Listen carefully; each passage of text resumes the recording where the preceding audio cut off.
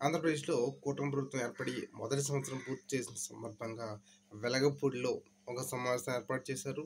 దాని పేరు తొలి అడుగు అంట. ఆ తొలి అడుగు సమావేశంలో పవన్ కళ్యాణ్ గారు మాట్లాడుతూ చేసిన కొన్ని వ్యాఖ్యలు. గత ప్రభుత్వం మళ్ళీ వస్తుంది అనుకుంటున్నారేమో, మళ్ళీ ఇంకా రానివ్వం అని చెప్పేసి చాలా కాన్ఫిడెంట్గా చెప్పడం జరిగింది. అయితే మీకు అంత కాన్ఫిడెంట్ ఉన్నప్పుడు జగన్మోహన్ రెడ్డి ప్రజల్లోకి వెళ్తాను అని పర్మిషన్ అడుగుతుంటే 3 వెహికల్లోనే వెళ్ళాలి, 100 మందితోనే వెళ్ళాలి అని చెప్పేసి ఈ ఆంక్షలు ఎందుకు పెడుతున్నారు? అంటే పైకి కనిపించే కాన్ఫిడెంట్ లోపల లేదా?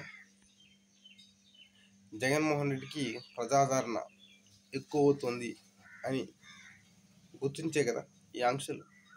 మరి ఎందుకు మళ్ళీ పైకి ఆ మాటలు?